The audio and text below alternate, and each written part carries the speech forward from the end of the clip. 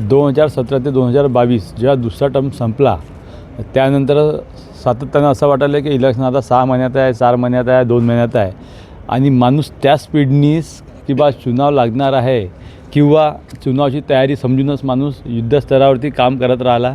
म्हणून आता असं काही नवीन काही वाटत नाही. असं वाटते की एकदा इलेक्शन झालं म्हणजे नव्याने जे काही आपले जे फंड्स आहेत ज्याच्यामुळे आपल्याला जास्त त्रास जायचा तो सुरळीतपणे भेटेल. उदाहरण ज्याच्यात वाट फंड म्हणून आपण ज्याच्यात लहान मोठे कामं, लहान गटरीचे झाकणं असेल, बचायचा बेंचेस असेल, झाडाचे ट्री गार्ड असे जे लहान कामं जे ह्या 3-4 वर्षामध्ये होऊ नाही शकले ते होतील.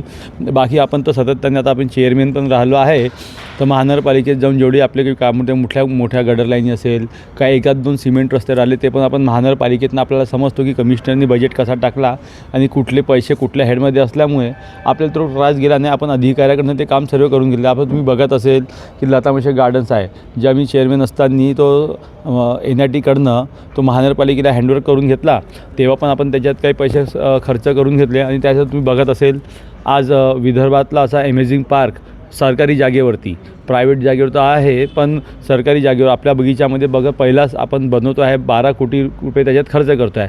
ह्या सर्व लक्षात आपल्यात आहे. आपले जेवढे असलेले बगीचे आहेत बगीच्यातले मेंटेनन्स आहे कारण की महानगरपालिकेने जेव्हा NIT बंद झाली होती तेव्हा बरेचसे बगीचे हे महानगरपालिकेला आले तेव्हा त्यांचे मेंटेनन्सचे काम असेल किंवा त्याच्यात नवीन काही सुधारण्याचं काम आहे हे सर्व कामं आपण करत राहिल्यामुळे आपल्याला काही अडचण नाही. आणि त्यानंतर मी तुम्हाला सांगतो महाराष्ट्रामध्ये आणि केंद्रामध्ये भारतीय जनता पार्टीची सरकार असल्यामुळे उर्वरित कामं माननीय आमदार कृष्णाजी खोपडे, नितीनजी गडकरी साहेबांच्या माध्यमातून जितकेही प्रस्ताव नेले तितकेसुद्धा आम्ही तुम्हाला सांगतो की ते प्रस्ताव पास झाले आणि तुम्ही पूर्ण प्रभागात आमच्या फिराल तर तुम्हाला कुठेही 98% 99% सिमेंटचे रस्ते दिसतील. आणि आता तुम्हाला सांगतो काही जे राहिलेले जे 2-3% रस्त्याचे काम होते ते गेल्या आठवड्यामध्ये त्याचे भूमिपूजन कामही सुरू झाले. अशी परिस्थिती सध्या आहे. भाऊ, गेल्या 2 दिवसाआधी आपण इंटरव्ह्यू दिला. वाटतं की यंदा पण पक्ष जो आहे तो आपल्यावर विश्वास ठेवेल? असं आहे की आपण ज्या पद्धतीने सक्रियता राहतो जनतेमध्ये किंवा विकासाच्या कार्यामध्ये ते जर नेत्यांना दिसते आणि नेत्यांना ते वॉच असते की बा कोटला व्यक्ती लोकांकरिता येतो आहे, जातो आहे, लोकांचे कामं करत आहे, त्यावरून त्यांना असा काही प्रॉब्लेम वाटत नाही आणि निश्चितच पक्ष आपल्यासोबत राहणारच. भाऊ, बरेच वेळा हे ऐकण्यात येतं की पूर्व नागपूरचा विकास झालेला आहे, भरपूर मोठ्या प्रमाणात विकास झालेला आहे. येणाऱ्या काही काळामध्ये काही असे काही प्रोजेक्ट आहे किंवा निवडून आल्यावर किंवा इलेक्शन झाल्यावर त्या प्रोजेक्टवर आपण लोक कामं करणार? हो, आता आपल्याला येणाऱ्या काळामध्ये स्पोर्टवरती जास्त लक्ष देणे आहे, स्मार्ट स्कूलवरती जास्त लक्ष देणे आहे, जेणेकरून पोरांना खेळण्याचे जे माननीय नितीनजी गडकरी साहेबांच्या नेतृत्वामध्ये ग्राउंड तयार झाले तर त्यांचे एक उत्साह वाढला. तर त्यांच्यामध्ये आता नवीन त्यांना पाहिजे की फक्त क्रिकेटच नको, त्यांना फुटबॉलही खेळायचं आहे, कोणाला व्हॉलीबॉल खेळणं आहे, कोणाला बॅस्केटबॉल खेळणं आहे. तर यासारखे ग्राउंड पण सुद्धा आपल्याला तिथे आता तयार करावं लागेल कारण की ते जर ग्राउंड तयार झाले तर त्या जे आपल्याला एक समस्या दिसते की ग्राउंडच्या अवैध कार्यक्रम लोक करतात. काही लोक खास करून असे सिगरेट, मद्यपान करणारे लोक, दारू पिणारे लोक त्याचा अड्डा बनतात. पण जर ग्राउंड्समध्ये जर लाईट्स राहिले आणि स्पोर्टची ॲक्टिव्हिटी राहिली तर काही लोकांमध्ये जो एक क्रेज असतो खेळण्याचे ते आपले कामधंदे किंवा नोकरी झाल्यानंतर रात्री 9-10-11 वाजता पण एका तास आपल्या वेळात वेळ काढून ते खेळतात आणि त्यामुळे त्या परिसर चांगला राहील. ते एक काम झालं आहे. त्यानंतर आपल्याला सांगतो की आता आपल्याला महानगरपालिकेच्या स्कूलमध्ये कुठे ना कुठे स्मार्टनेस स्कूल आले पाहिजे, त्याच्यावरती काम करावं लागेल कारण की प्रत्येकाला असं वाटतं की माझा मुलगा कॉन्व्हेंट शाळेत शिकला पाहिजे. त्या दृष्टिकोनातून पण आपल्याला समोर काम करावं लागेल.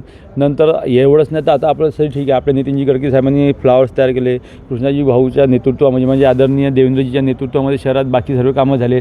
पाण्याची अव्यवस्था नाही, सर्वीकडे पाणी आहे, टँकर मुक्त झाला.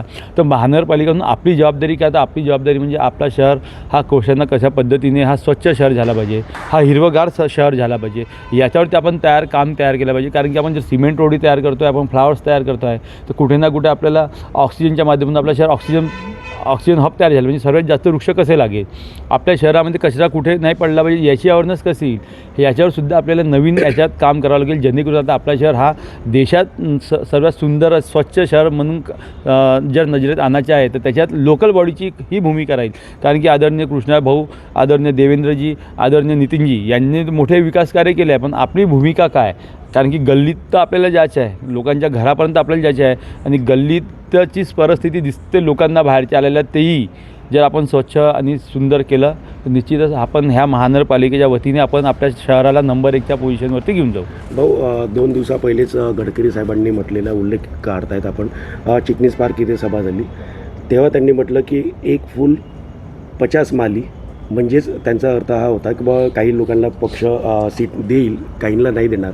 तर नाराजगी जी आहे ती कशी काय दूर कराल तुम्ही इतक्या? बघा, हे जे इलेक्शन असते हे लोकल बॉडी इलेक्शन असतात. प्रत्येक जो पक्षाचे काम करते त्याला असं वाटते की बा मला तिकीट भेटली पाहिजे, मी कार्य करील. निश्चितच स्वरूपात जिथं जास्त तिकीट मागण्याचा प्रकार राहते त्या समजून जायचं की इथे आपण पक्ष भारतीय जनता पार्टी निवडून येणार, म्हणूनच ते लोक तिकीट मागत आहे. तर समजून चला की आपण ग्राउंड फ्लोअरवरती जास्त पद्धतीने मजबूत झालेलो आहोत. आखरी एक की आपण आपल्या नागरिकांना काय, मतदारांना काय आवाहन कराल? मी नागरिकांना आणि मतदारांना हेच आवाहन करेन की जो केंद्रात आहे, राज्यात आहे, तुम्ही बघत असेल ते महानगरपालिकेत आहे, जे सोबत राहील त्याच लोकांसोबत तुम्ही राहा. कारण की मी बघत असेल की आपले सगळे कामं ह्या ठिकाणी होत आहे. आपले केंद्रातले वेगळे विषय आहे ते होत आहे, राज्यातले वेगळे विषय आहे ते सुद्धा होत आहे. आणि महानगरपालिकेच्या लेवलवरती पाणी, गटर, लाईट, पाणी, स्वच्छता याच्यावरती पण एक अतिशय सुंदर कार्य होत आहे. आणि याच्या अतिरिक्त गेल्या फरवरीचे 22 तारखेला ज्या टर्म पूर्ण संपला तेव्हापासून आतापर्यंत पूर्ण 4 वर्ष झाले आणि आम्ही तुमच्या सेवेत आताही आहो. काम आम्ही कुठे हे म्हटलं नाही का बा आता मी नगरसेवक नाही, आम्ही प्रयत्नच करू. आम्ही म्हटलं ठीक आहे करतो आहे, करू, पक्का करू. त्याला 2 दिवस लागायचे तर 4 दिवस लागेल, करेल. आम्ही तर याच लोकांसोबत तुम्ही उभे राहा. आता इलेक्शनात नवीन लोक आले, मी हेच म्हणतो की नवीन लोक ज्याला निवडून यायचंच नाही ते काही सांगू शकतात. ते म्हणतात ते काही करेल, अफवा पण ते काही अफवा. कारण की एखादा माणसाला ज्या निवडून यायचे ना तो जो जनतेसोबत तो हे सांगते का मी आता तुम्हाला ताजमहलही बनवून देतो, मी तुम्हाला ताजमहलही बनवून देतो, काही चिंता नको करा. तो काही म्हणणार आहे, त्याला निवडून यायचे नाही, त्याला फक्त फोकनाळ गोष्टी करायच्या आहे. कुठे ना कुठे जनतेला आपलं मिसगाईड करणे आहे. तो सांगन का बा आता मी हा सिमेंट रोड आहे का, काय टेन्शन नको घ्या, मी याला आता सोनेरी रंगही मारून देतो. तो काय त्याला काय निवडून यायचं नाही, तो काही म्हणू शकतो. नाही, कारण तर अशा लोकांच्या आपण अफवात गेलं नाही पाहिजे. आणि प्रामाणिकते जे कार्य होते त्याचसोबत उभे राहा. जे लोक तुमच्या कामात आहेत त्याचसोबत उभे राहा. भाषा जातीच्या राजकारण कुठे झालं नाही पाहिजे, फक्त विकासाचं राजकारण झालं पाहिजे. विकासासोबत तुम्ही जनता राहिली पाहिजे. भाऊ, एक कुतूहलाचं हे आहे, नवीन काही लोक पक्षप्रवेश करतात किंवा आपल्या याच्यात कार्य करायला येतात समोर. परंतु आता जे सिच्युएशन आहे, सकाळी सीट कन्फर्म आहे हे असं कानावर येतं, दुपारपर्यंत ती सीट कॅन्सल होते, सायंकाळी पुन्हा कन्फर्म होते. अशा काही अफवा पण लोकांच्या. बघा, मी 2012मध्ये पहिलं महानगरपालिकेचं चुनाव लढलो, 2017मध्ये दुसरं चुनाव लढलं. काही नाही, फक्त गोष्टी असतात फोनवर, माझी पक्की आहे. हे या पक्षात कुणाची तिकीट पक्की नसते. सर्वे होतात, काही लोक सांगतात की भाऊ तुझ्याबद्दल काही विचारत होते. जे नॉन पॉलिटिकल लोक आहेत त्यांच्याचकडे सर्वेवाले जातात आणि ते कोणत्या पद्धतीने करतात माहीत नाहीत. अशा सर्वेतूनच ज्याचे नाव समोर येईल त्यालाच तिकीट भेटते. आणि पक्षप्रवेश तर आहे, कारण की काय होते की एखादा कुठला माणूस राहतो तो एखादा दुसऱ्या पक्षात राहतो, पण मान्य नगरसेवक राहील किंवा कृष्णा भाऊ म्हणजे आमदार साहेब आहेत, मान्य नितीनजी गडकरी आपल्या शहराचे खासदार आहे, यांना सांगितलेले जर प्रत्येक काम त्या माणसाने सांगितले जर सर्व काम होत राहिले तर कुठे ना कुठे त्याच्या मन परिवर्तन होते का नाही यार, या लोकांनी आपलं सगळे काम केलं तर मग आपण दुसऱ्या पक्षात करायचं का. त्या पक्षात तर फक्त टांगा घिचायचे काम चालू आहे.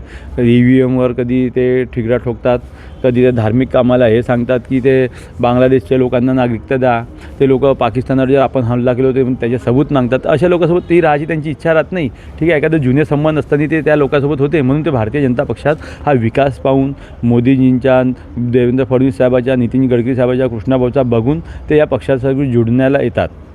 तर पक्षाने जर संधी न दिल्यास आपली भूमिका काय राहणार? मी भारतीय जनता पक्षाचा कार्यकर्ता आहे, भारतीय जनता पक्षात काम करत राहील, काही प्रॉब्लेम नाही.